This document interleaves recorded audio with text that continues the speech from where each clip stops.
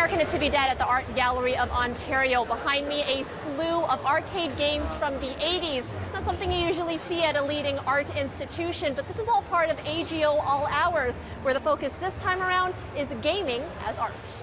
We were really thinking about what would work for a broad audience, and the idea of just vintage arcades and Pac-Man and Frogger and Tetris, things we played, came up, and the fact that kids could enjoy it as much as adults with a beer or a glass of wine. So the whole thing kind of grew out of the idea of recreating a vintage arcade.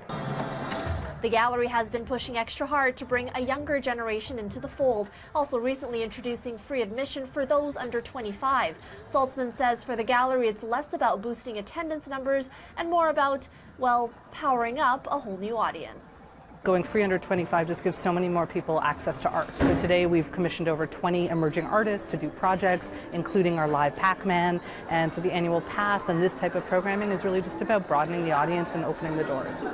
This is Paku Paku. It is a sort of a live video game inspired by Pac-Man, but as you can see, it's played in real life. As a game designer and also an art lover, there's a real validation to being able to do something like this at the AGO. A lot of times games aren't really embraced by the art world. Sort of broadening the perception of games not just about entertainment, but also as capable as any other art form is capable of. We would love to continue working with the art gallery to maybe curate games that complement the work that other artists are bringing in from other disciplines, or even just having like a solo exhibit of game artists would be amazing, but this is a great first step. Coming up, we'll chat with some of the museum goers today, and we'll get a closer look at some of these vintage games.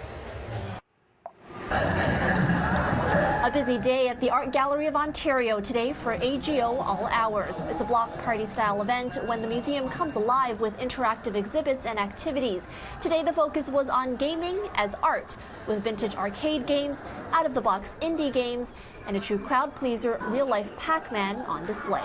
Well, I'm actually a game developer, so I'm interested in seeing how games function in the art gallery setting. So it's really interesting seeing all this here. I think it's really important for games as a whole to be taken more seriously as an art form, because I think that's a direction that new media art is heading. These are sort of throwback arcade games. Are these sort of triggering any memories for you? Some of them, yeah. Some of them are a little before my time, but I've played a few of them. How does it make you feel seeing these old games? It's a little nostalgic. It's kind of nice. It reminds me of when there were arcades all over the city. You don't see many of them now, so. Any game in particular you're looking forward to playing? Not really. Just going to try a little bit of everything. We heard that there's this video game exhibit, and we wanted to check it out. Yeah. Have you been to the art gallery before? No, first time actually. I've played a bit of Mario as a kid and all of those old games, so seeing them here, I've actually never tried these machines. Yeah. I've only played them on my TV at home, so it's really good to see them here. So we just saw you play a game. How did it go for you? It was fun. It was fun. I felt like I was, back in the 80s, 90s with those old school arcades with the coins and stuff. Yeah. But it's nice that you can do as many tries as you want here. There's a lot of visual design, a lot of conceptual themes and important messages that can be told through that medium, and I think if it's taken more seriously and seen in an art gallery context, then that'll bring a lot more people. Now, if you weren't able to make it out for AGO All Hours this time around, the next event will be in January, and the focus will fittingly be hibernation and deep winter. At the Art Gallery of Ontario, Erica Natividad, City News.